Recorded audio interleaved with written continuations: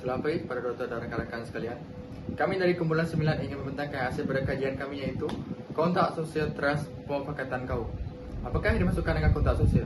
Kontak sosial merupakan istilah pemufakatan kaum yang dicapai sebelum merdeka melalui persetujuan di kalangan rakyat dan pemimpin yang terdiri daripada berbilang kaum iaitu kaum Melayu, Cina dan juga India. Matlamat pembentukan kontrak sosial adalah untuk menjaga keamanan dan kesejahteraan setiap individu, masyarakat dan negara. Matlamat kontrak sosial Malaysia adalah untuk memastikan keadilan dan kesaksamaan dalam perkongsian sumber daya dan peluang ekonomi di kalangan pelbagai kumpulan etnik. Ini bertujuan untuk mencapai kesejahteraan bersama, mengurangkan jurang sosial dan memberikan manfaat kepada semua lapisan masyarakat. Matlamat yang kedua ialah untuk melindungi dan memelihara hak keistimewaan orang Melayu. Pemeliharaan hak keistimewaan orang Melayu di Malaysia adalah satu aspek penting dalam kontrak sosial. Ini dilakukan dengan menyediakan pelbagai inisiatif dan dasar yang memberi penekanan kepada kepentingan dan perkembangan ekonomi orang Melayu.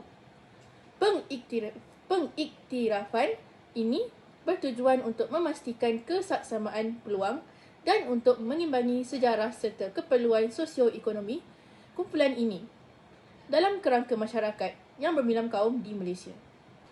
Matlamat yang terakhir ialah untuk menyatupadukan semua kaum di Malaysia tanpa berlakunya sebarang konflik. Kontrak sosial juga bertujuan untuk mengekalkan keamanan dan perpaduan di negara ini. Ini melibatkan pengiktirafan hak dan kebebasan setiap kumpulan etnik sambil menggalakkan penghayatan nilai-nilai saling hormat dan tolerasi untuk mewujudkan masyarakat yang harmoni. Baiklah, seterusnya kita masuk kepada kesan-kesan pembentukan kontrak sosial. Salah satu kesan yang dapat kita perolehi akibat daripada pembentukan kontrak sosial ialah perpaduan kaum dapat dicapai.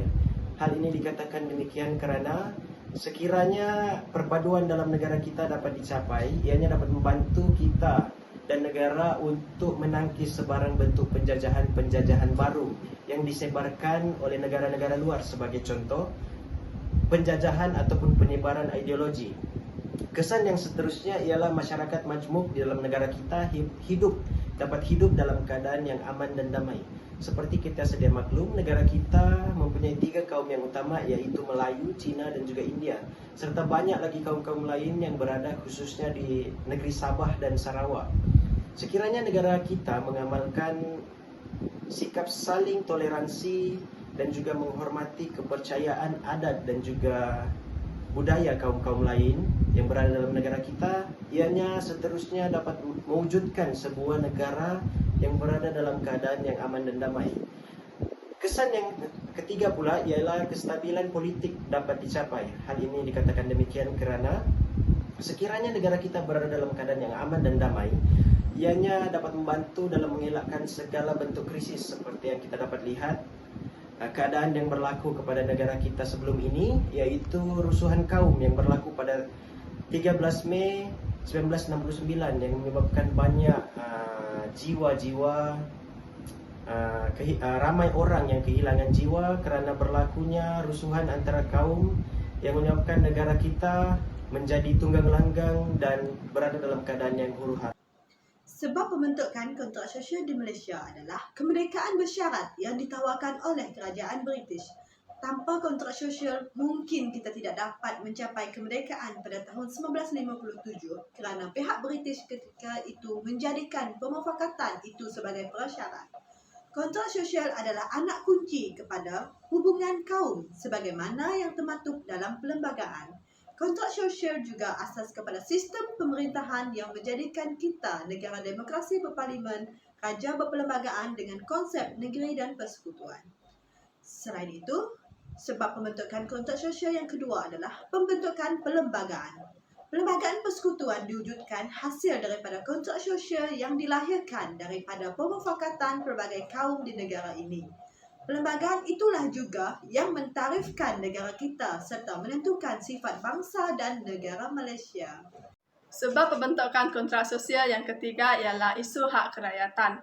Perlembagaan Persekutuan pada tahun 1957 memberikan kewarganegaraan terbuka kepada bukan Melayu, sebahagiannya imigran dan diterima secara automatis sebagai warga negara dan diberikan jus soli. Inilah antara sifat negara dan bangsa Malaysia yang harus difahami, berbilang kaum tetapi berakar umbi dalam sistem kenegaraan Melayu. Jadi, secara kesimpulannya, terdapat pelbagai faktor, langkah dan sebab dalam pembentukan kontrak sosial. Oleh itu, pembentukan kontrak sosial ini sangat penting untuk mewujudkan negara Malaysia yang aman dan damai.